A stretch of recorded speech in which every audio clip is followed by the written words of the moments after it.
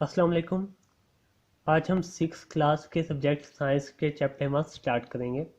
इसका उन्वान है cellular organisations of plants and animals, यानी कि पौधों और जानवरों के सेल कैसे ऑर्गेनाइज होती हैं बॉडी में, उसका मुतालिया किया जाएगा इस चैप्टर में।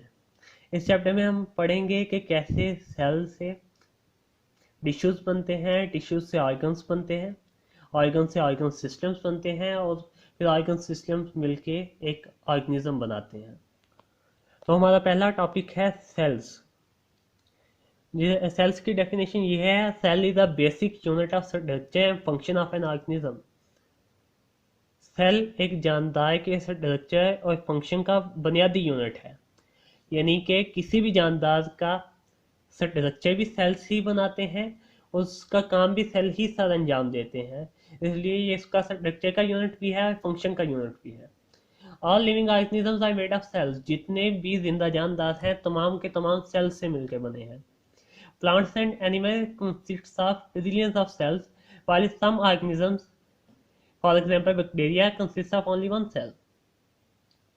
प्लांट्स और एनिमल्स खरबों सेल्स पे मुश्तमिल होते हैं, जबकि कुछ ऐसे भी जानदार हैं जो कि सिर्फ एक सेल पे मुश्तमिल होते हैं, जैसे कि बैक्टीरिया। जितने यूनिसेलुलर ऑर्गेनिज्म हैं वो सारे एक सेल पे मुश्तमिल होते हैं। Cells are different in sizes, shapes and functions. Cell अपने हुजम, अपनी शक्ल और अपने काम में बहुत मुख्तलिफ किस्मों के होते हैं। Some cells are big enough to be seen with naked eye, such as yolk of an egg. कुछ सेल्स बहुत बड़े होते हैं, इतने बड़े होते हैं कि आप उन्हें अपनी नंगी आंख से भी देख सकते हैं। But most of the cells are too small and we need special instrument to see them.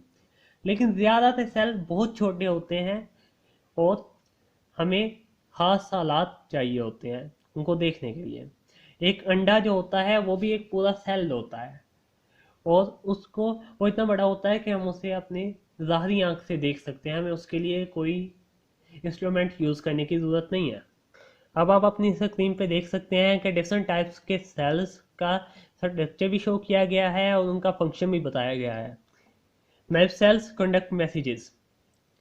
Nerve cell messages की फराहमी करते हैं, पूरे जिस्म में एक जगह से दूसरी जगह मैसेजेस यानी पैगामात पहुंचाते हैं।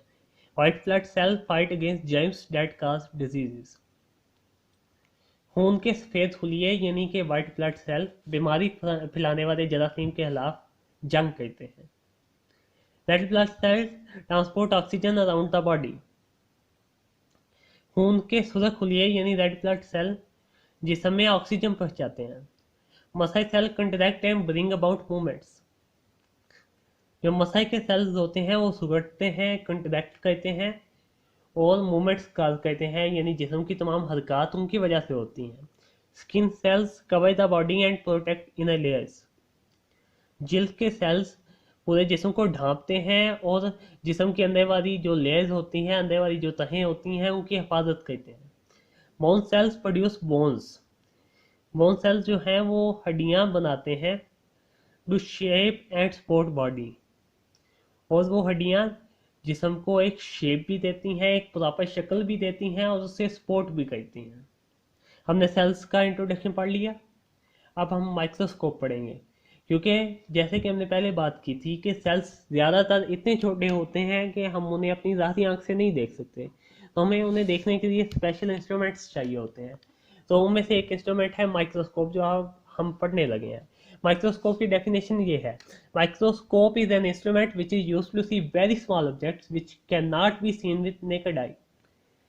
माइक्रोस्कोप एक ऐसे इंस्ट्रूमेंट है जो बहुत छोटे ऑब्जेक्ट्स को, बहुत छोटे अजसाम को, बहुत छोटी चीज़ों को देखने के लिए इस्तेमाल होती है, जिन्हें हम अपनी ज़ाहरी आंख से नहीं देख सकते।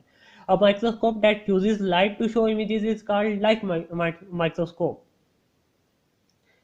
ऐसी माइक्रोस्कोप जो चीज़ों की इमेज दिखाने के लिए, उनकी शक्ल दिखाने के लिए रोशनी का इस्तेमाल करती है, लाइट माइक्रोस्कोप कहलाती है।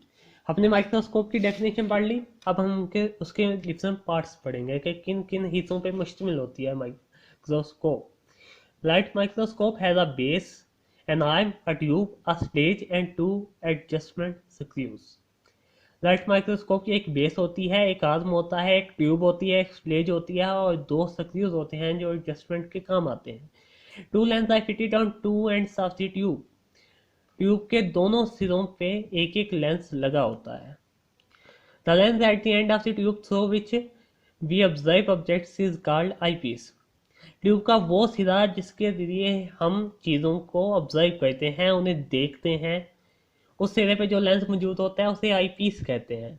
The lens near the object to be seen is called objective lens. और जिस ऑब्जेक्ट को हमने देखना होता है, जिस चीज़ को हमने देखना होता है, उसके करीब जो लेंस होता है उसे ऑब्जेक्टिव लेंस कहते हैं। अब इसको ऑब्जेक्टिव लेंस इसलिए कहते हैं क्योंकि ये ऑब्जेक्ट के करीब होता है, और जो दूसरा लेंस था उसे आई पीस इसलिए कहते थे क्योंकि वो आई के करीब होता था। Light is pass through the objective from below using a mirror. Light को ऑब्जेक्टिव के थ्रू नीचे से गुजारा जाता है एक मिरर की मदद से।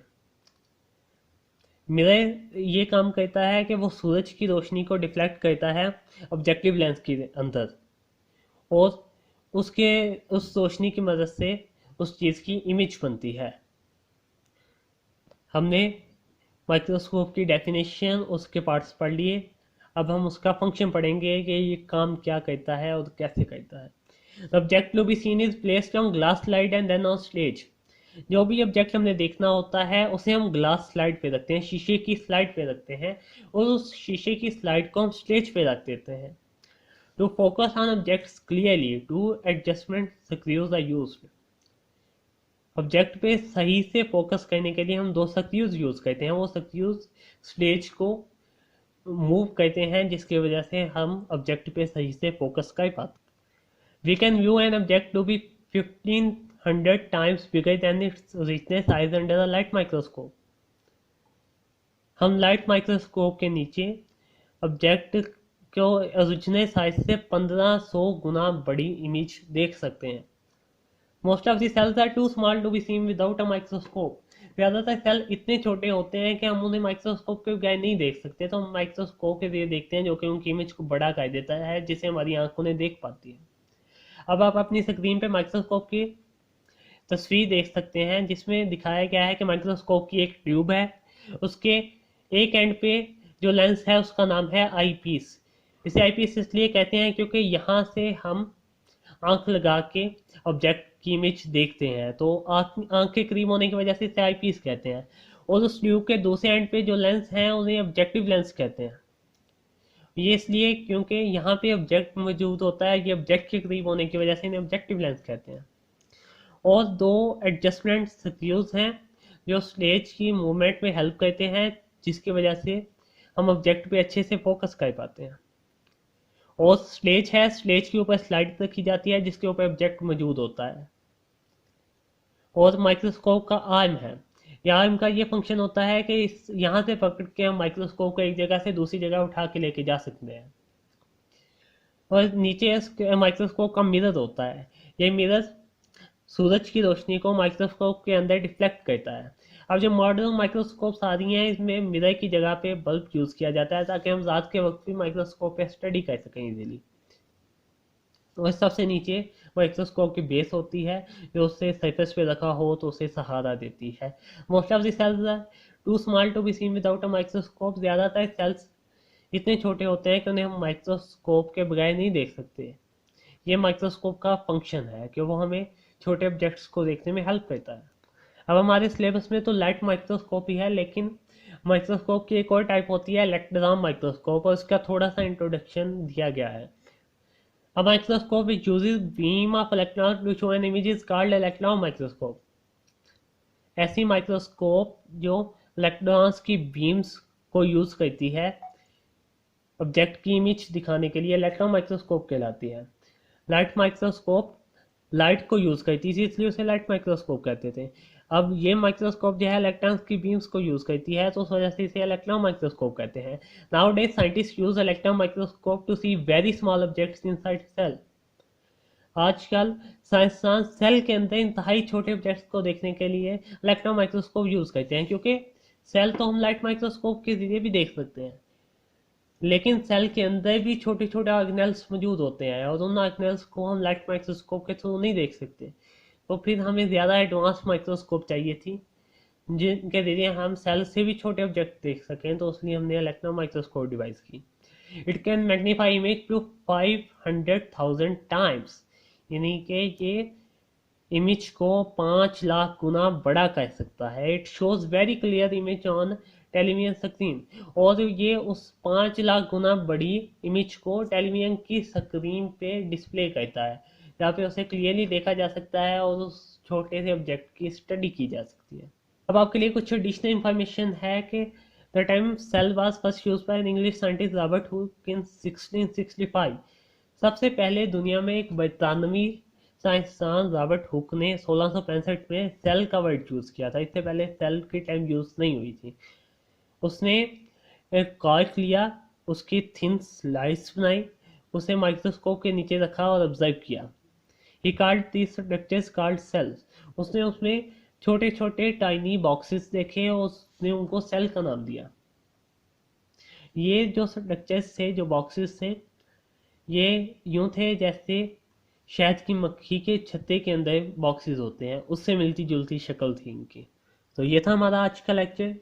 इसमें हमने सेल्स का इंट्रोडक्शन पढ़ा और हमने माइक्रोस्कोप के बारे में डिटेल से पढ़ा, लाइट माइक्रोस्कोप के बारे में पढ़ा, इलेक्ट्रॉन माइक्रोस्कोप का थोड़ा सा इंट्रोडक्शन पढ़ा। और आपके लिए जो घर से करने वाला काम है वो ये है कि डिफाइन सेल, सेल की तारीफ करें, describe parts and functioning of light microscope, light microscope के हिस्से बयान करें और उसका काम बयान करें कि वो क्या काम सर अंजाम देता है।